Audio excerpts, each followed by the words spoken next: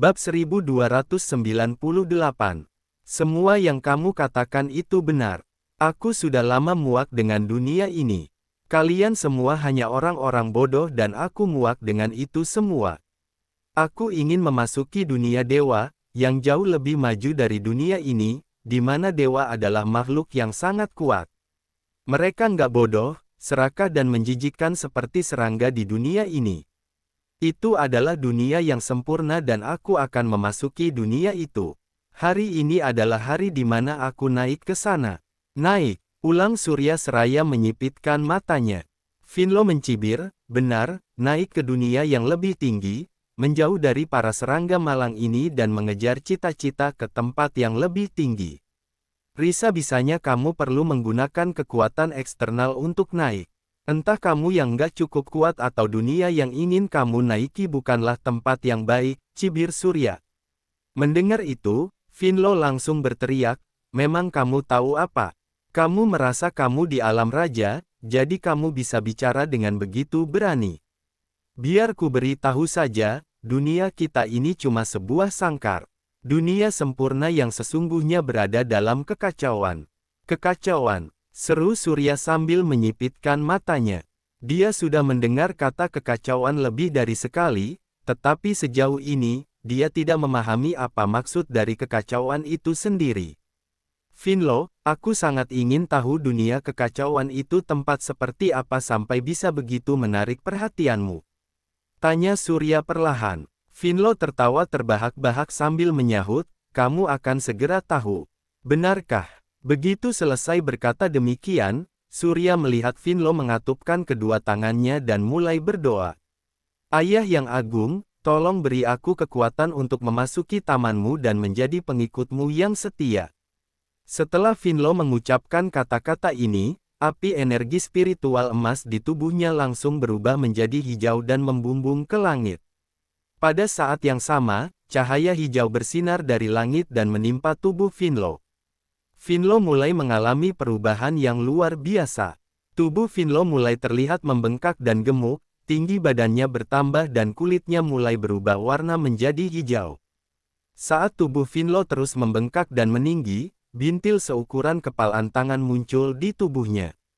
Bintil-bintil ini masih terus berkembang seolah-olah akan pecah kapan saja dan mengeluarkan berbagai jenis virus kotor. Surya mengerutkan alisnya. Dia belum pernah melihat pemandangan yang menjijikkan dan menakutkan seperti itu. Terlebih lagi, kejadian ini menimpa seorang rahib senior yang merupakan penasihat negara dari negara Siam. Pada saat ini, tubuh Finlo memancarkan tekanan spiritual yang menakutkan dan sekelilingnya dipenuhi dengan kabut hijau tebal. Tidak lama kemudian, tekanan spiritual Finlo menyelimuti semua kultivator yang ada di bawah. Saat ini, Finlo berteriak dengan suara tertahan, Ayah yang agung, aku menggunakan nyawa semua orang yang ada di sini dan kesetiaanku sebagai imbalan agar Ayah membukakan gerbang kekacauan, membiarkanku memasuki tamarimu dan menjadi pengikut setiamu yang paling taat. Terdengar suara mendengung di langit, lalu hamparan energi hijau yang suram mulai berkumpul. Pada saat ini, Surya benar-benar merasakan vitalitasnya mulai menghilang. Dia pun menjadi terkejut. Saat ini, Finlo telah berubah menjadi monster yang tingginya lebih dari 10 meter, sangat besar dan gemuk, serta ditutupi dengan bintil-bintil hijau. Finlo menatap Surya seraya tertawa keras dan berkata, Aksa, di depan Ayah yang agung, semua kemampuanmu itu cuma lelucon, mengerti? Finlo, kamu sudah lama dirasuki iblis, kan? Keyakinanmu bukan ajaran dewa, sahut Surya dengan nada tajam. Finlo tertawa, kemudian menyahut, memangnya kenapa? Dewa juga nggak punya cara untuk menghadapi dunia yang buruk ini.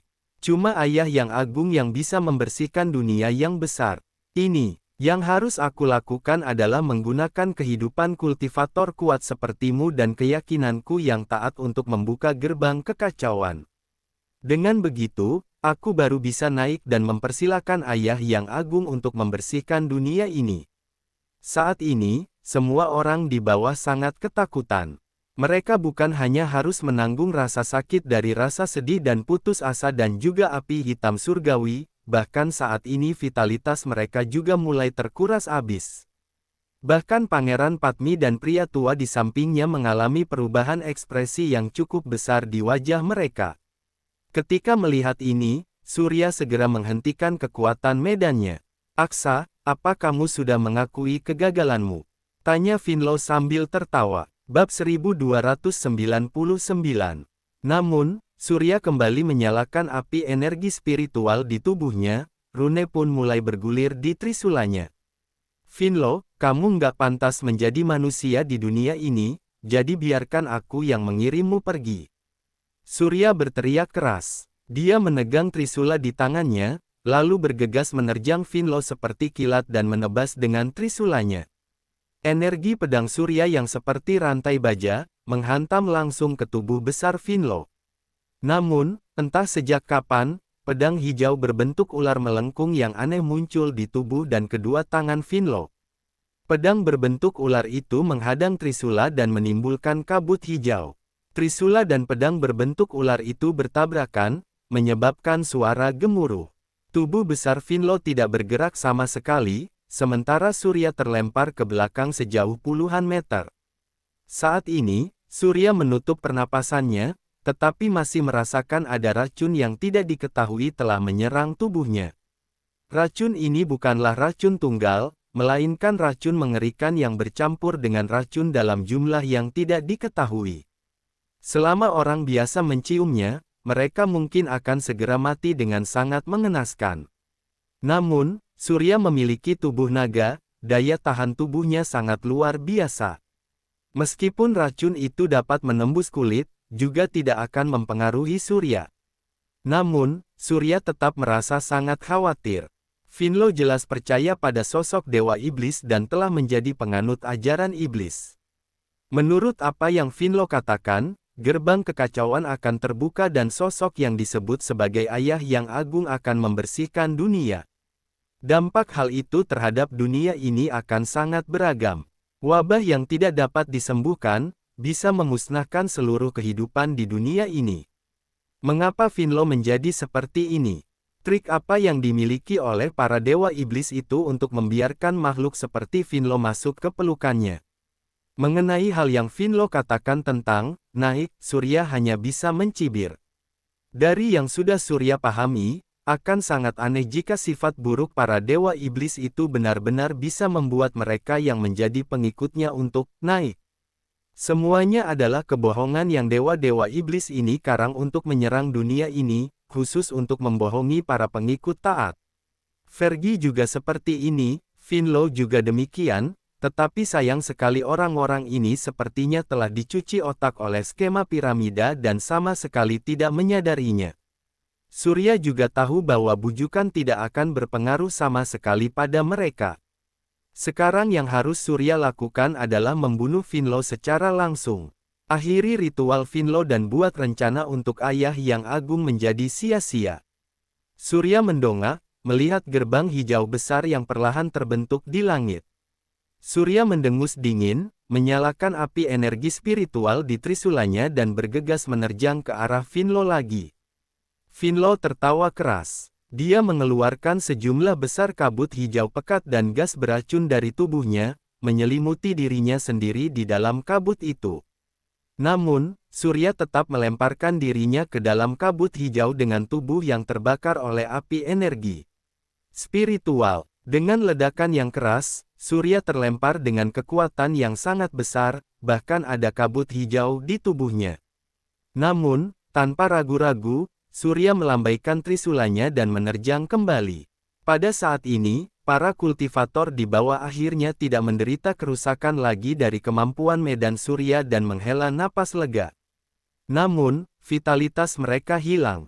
Mereka menatap medan perang di udara dengan ketakutan dan menyadari bahwa segala sesuatunya sudah berubah secara mendasar. Sosok Finlow, yang mereka kagumi dan hormati, berubah menjadi iblis hijau. Sepertinya Finlow sudah menggunakan vitalitas mereka untuk memanggil iblis besar. Sementara itu, Aksa telah menjadi pahlawan yang menghentikan Finlow melakukan kejahatan. Surya bertarung melawan Finlow tanpa memedulikan keselamatannya sendiri. Mereka merasa bingung dan panik, tidak tahu harus berbuat apa. Pada saat ini, pria tua itu mengerutkan kening seraya berkata, "Yang mulia, situasinya menjadi sangat berbahaya.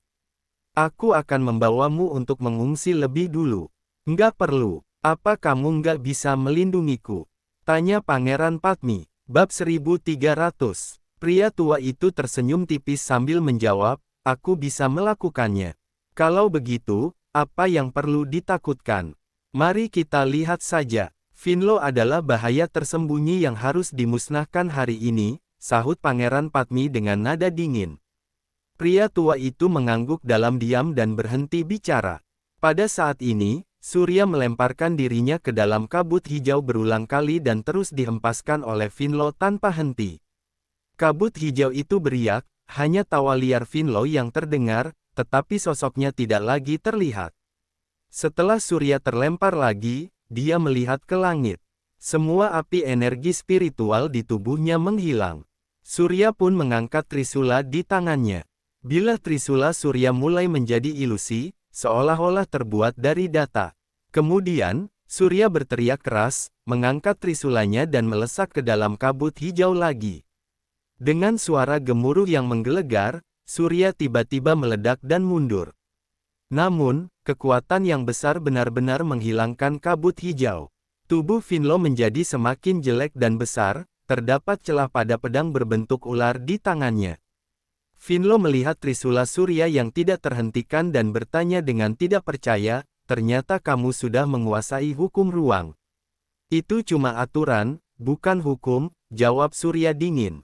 Finlo tertawa terbahak-bahak, kemudian menyahur, "Itu juga sangat kuat, tapi kamu nggak akan bisa menghentikan kenaikanku dan kedatangan Ayah yang Agung.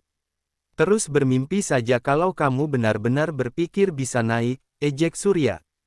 Finlo tersenyum sambil bertanya, "Kalau enggak, kamu cuma akan menjadi media kedatangan mereka, dasar bodoh." Surya berteriak dan bergegas menerjang lagi. Finlo mengangkat pedang berbentuk ular itu, lalu menghempaskan Surya lagi sambil berteriak, "Kalian cuma serangga yang malang dan nggak tahu apa-apa. Beraninya kamu menghujat Ayah yang Agung." "Ayah yang Agung apanya? Ia cuma dewa iblis yang menciptakan wabah. Apa menurutmu aku sebodoh dirimu?" Surya berteriak sambil bergegas menerjang lagi, lalu menebas Finlo dengan trisulanya. Bila trisula melintas, bahkan ruang di dekatnya langsung runtuh. Kekuatan tebasan itu sangat menakutkan dan tidak normal. Namun, saat ini, kekuatan Finlo sudah mencapai tingkatan yang baru. Pedang berbentuk ular di tangannya jelas bukan senjata biasa karena bahkan bisa menahan serangan Surya. Saat orang-orang yang ada di bawah melihat tatapan menakutkan Finlo, mereka akhirnya tahu siapa musuh dan rekan mereka. Mereka mulai bersorak untuk Surya dan berusaha mencari cara untuk melarikan diri. Namun, tekanan spiritual Finlo benar-benar membatasi pergerakan mereka. Tidak peduli seberapa keras mereka berjuang, tetap saja tidak ada gunanya. Aulia menyaksikan pertarungan yang mendebarkan itu dengan wajah yang pucat sambil mengepalkan tangannya. Dia benar-benar merasa panik. Pangeran Padmi dan pria tua itu menyaksikan pertarungan dalam diam. Mereka berada jauh dari pusat pertarungan dan tidak terdampak. Sementara itu, Surya menerkam Finlo dengan sangat ganas berulang kali dan terus menebas dengan trisulanya. Meskipun Finlo mampu melawan, saat ini Trisula Surya dengan kekuatan alam raja dan aturan ruang yang dikuasainya, membentuk kemampuan yang mirip dengan tombak gelombang. Senjata yang dapat menguraikan segalanya ini membuat Finlo yang telah menjelma menjadi iblis tidak mampu menahannya. Banyak retakan muncul pada pedang berbentuk ular itu, bahkan sudah hampir rusak dan terkelupas. Finlo juga naik pitam dan berteriak keras, "Anak Ayah yang Agung!" Finlo mengayunkan pedang berbentuk ular itu, lalu bintil-bintil di tubuhnya meledak seketika. Makhluk seperti spora hijau yang jelek seukuran kepalan tangan dan tak terhitung jumlahnya, persis sama dengan tubuh Finlo saat ini, melompat keluar dan bergegas menerjang ke arah Surya. Surya mengerutkan kening. Spora-spora itu berdecit dan melompat ke tubuh Surya. Namun, sebelum Surya bisa mengambil tindakan, mereka mulai meledak di depan Surya. Bab 1301. Nanah hijau dalam jumlah besar dan bau yang sangat amis serta menjijikkan, terciprat ke arah Surya. Surya berteriak keras, lalu baju besi pelindung muncul di tubuhnya. Meskipun Surya memiliki fisik yang kuat dan ketahanan seperti naga, dia masih belum ingin menghadapi makhluk tak dikenal ini. Virus cair berwarna hijau memercik pada baju besi pelindung, mengeluarkan suara mendesis, yang justru merusak baju besi Surya. Surya mengerutkan kening, tetapi Finlo tertawa seraya berkata, ini semua adalah anak dari ayah yang agung. Mereka mengandung virus dan sifat korosif yang enggak tertandingi. Kamu pikir kamu bisa melawannya untuk berapa lama? Saat Finlo berbicara, bintil-bintil di tubuhnya masih terus-menerus pecah. Spora itu terus diproduksi seolah-olah tidak ada habisnya. Surya mendengus dingin seraya menyahut, melihat sikapmu ini, walaupun kamu naik ke sisi ayah agungmu yang cuma omong kosong itu, kemungkinan besar juga akan menjadi sesuatu yang menjijikkan seperti ini.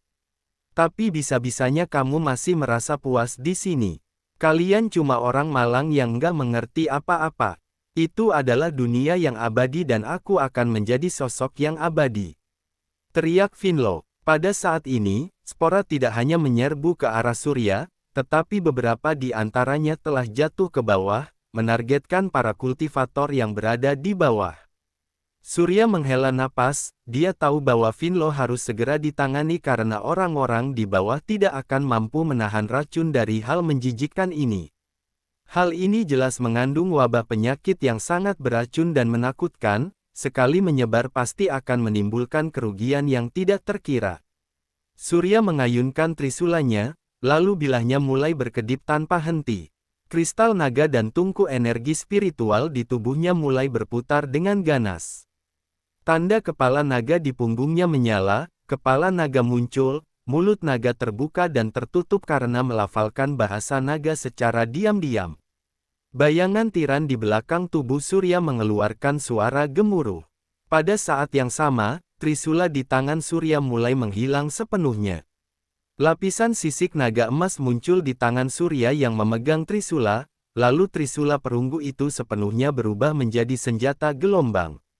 Aku akan membuatmu merasakan trisula gelombang. Surya berteriak, lalu mengangkat trisula yang telah sepenuhnya berubah menjadi senjata gelombang dan bergegas menerjang ke arah Finio. Senjata gelombang adalah senjata yang dapat menguraikan materi. Apapun, tetapi hanya ada secara teori dan tidak pernah benar-benar muncul. Bahkan teknik sihir tingkat super, tombak gelombang juga hanya meniru efek senjata gelombang dan bukan versi lengkap dari senjata gelombang. Namun, sekarang trisula gelombang di tangan Surya seperti senjata gelombang yang nyata, berkedip di tangan Surya dan menebas ke arah Finlo. Finlo menunjukkan kengerian di matanya, lalu berteriak, ini nggak mungkin, bagaimana kamu bisa punya senjata gelombang? Apa ini mengejutkan? Tanya Surya sambil mendengus dingin dan menebaskan trisula gelombang tanpa ampun. Finlo berteriak, pedang berbentuk ular di tangannya menyala dengan api energi spiritual hijau gelap. Inskripsi lengkap yang tak terhitung jumlahnya muncul, lalu dia mengayunkannya ke arah trisula gelombang Surya. Suara letusan menyeruak di udara, pedang berbentuk ular Finlo benar-benar menghadang trisula gelombang milik Surya. Senjata gelombang yang dapat menguraikan semua materi itu tidak dapat menguraikan pedang berbentuk ular Finlo. Finlo tertawa keras sambil berkata, Aksa, pedang wabah yang diberikan ayah yang agung padaku adalah senjata yang sepenuhnya berada di atas aturan dunia ini. Senjata gelombangmu cuma berada dalam aturan dunia ini. Kamu kira itu akan berefek padaku? Surya menyipitkan matanya. Surya tahu bahwa setiap dunia memiliki aturannya sendiri. Begitu kultivator kuat memahami aturan ini, dia pun bisa memanfaatkan aturan-aturan ini. Contohnya saja senjata gelombang adalah pemahaman tentang aturan ruang. Setelah Surya melangkah ke alam raja dan menggunakan kesadaran keduanya untuk terus menganalisis aturan ruang, dia baru bisa menguasai kekuatannya. Namun, pada akhirnya, kekuatan ini hanya berada di bawah aturan dunia ini. Tidak ada kekuatan apapun yang dapat melanggar aturan dunia ini. Karena aturan adalah landasan dari dunia ini. Begitu seseorang melanggar aturan dunia ini, dia sudah bisa menjadi dewa di dunia ini dan bukan menjadi manusia lagi. Oleh karena itu, Trisula gelombang Surya hanya menggunakan aturan dunia ini. Namun, Surya juga mencibir pernyataan Finlo. Bab 1302. Benda apa-apaan itu sampai melampaui aturan dunia ini. Jika benar-benar bisa melampaui dunia ini, Finlo bisa menghancurkan dunia hanya dengan satu serangan pedang berbentuk ular di tangannya. Mengapa Finlo masih perlu berdebat dengannya? Tepat setelah Finlo berkata demikian, sorot matanya tiba-tiba membeku, menunjukkan ekspresi tidak percaya. Pedang berbentuk ular itu mulai retak, perlahan-lahan membesar, kemudian menjadi tercerai-berai secara perlahan. Kali ini, Surya berkata dengan nada dingin, sepertinya ayahmu yang agung sudah memberikan janji palsu padamu. Saat berbicara, Surya berteriak keras lagi, mengacungkan trisula gelombangnya dan bergegas menerjang ke arah Finlo. Tidak ada kekuatan yang menakutkan pada trisula itu dan juga tidak ada api energi spiritual yang kuat. Namun, sifat penguraian semua materi adalah sesuatu yang tidak dapat diabaikan oleh siapapun, bahkan dengan rasa takut. Finlo berteriak dengan marah, lalu menebas trisula gelombang dengan pedang berbentuk ular, menyebabkan ledakan tanpa suara lainnya. Surya berputar dengan cepat, lalu dengan putaran yang luar biasa, dia mengayunkan trisula gelombang lagi dan menebas Finlo. Finlo berteriak marah dan bertarung menggunakan pedang wabah miliknya. Saat ini, banyak spora telah jatuh dan akan meledak di antara para kultivator di bawah. Begitu meledak, mustahil bagi para kultivator itu untuk melawan dengan kekuatan mereka. Mereka akan terbunuh atau terluka seketika, kemudian menjadi pembawa virus. Pada saat ini, pria tua itu berkata, "Yang mulia, sepertinya aku harus mengambil tindakan." Kalau begitu, lakukan. Finlo bukan manusia lagi. Dia adalah musuh kita semua. Nggak perlu banyak berpikir lagi, sahut Pangeran Padmi. Pria tua itu mengangguk, perlahan melangkah maju, membuat beberapa segel mantra dengan tangannya, kemudian lingkaran teknik sihir yang besar muncul di atas kepalanya. Ledakan halilintar. Pria tua itu berteriak, lalu 9 bola petir yang menakutkan melayang, mengenai spora virus yang berjatuhan. Terjadi ledakan guntur yang sangat besar disertai dengan cahaya petir yang menyilaukan. Ledakan halilintar menggelegar di udara, menciptakan pemandangan seperti penjara petir. Spora virus itu menguap seluruhnya di bawah kekuatan mengerikan dari ledakan halilintar. Pria tua itu mengangkat kepalanya, menatap Surya di udara dan menunjukkan tatapan penuh kekaguman. Surya bertatapan dengan pria tua itu, sebelum terus menerkam Finlo. Surya mengayunkan trisula gelombang itu ke bawah. Lalu, gelombang kejut ledakan tanpa suara terus menyebar. Finlo melihat bahwa pedang berbentuk ular di tangannya sudah menghilang setengah dan hampir menghilang sepenuhnya. Ini nggak mungkin, gumam Finlo dengan marah. Dia tidak percaya bahwa artefaknya, yaitu pedang wabah, senjata yang diberikan oleh ayah yang agung kepadanya itu bisa rusak. Benda itu adalah artefak. Saat ini, Surya berteriak, nggak ada yang nggak mungkin. Aku akan mengirimmu untuk naik sekarang, sesuai dengan keinginanmu. Sosok Surya tiba-tiba menjadi bayangan yang tak terhitung jumlahnya. Dia mengelilingi tubuh besar Finlo dengan cepat dan menebas dengan trisulanya sebanyak puluhan kali. Pedang wabah benar-benar membusuk dan menghilang, sedangkan trisula gelombang langsung mengenai tubuh Finlo. Bagian tubuh Finlo yang terluka mulai membusuk dan menghilang seperti bintang-bintang. Finlo menatapi tubuhnya yang membusuk dengan tatapati ngeri dan tidak percaya. Kemudian, Finlo segera diliputi amarah. Dia menatap Surya sambil berteriak, "Aksa, kalau begitu biarkan dunia ini hancur saja bersama." Finlo menengadah ke langit sambil berteriak, tubuhnya langsung terbakar dan kekuatan yang kuat mengalir ke langit. Saat ini, gerbang hijau terbentuk di langit. Gerbang besar yang tingginya 1000 meter dan terbakar dengan api energi spiritual hijau yang menyala-nyala itu perlahan terbuka, lalu suara gemuruh yang tidak manusiawi datang dari dalam. Bersambung ke bab 1903. Terima kasih.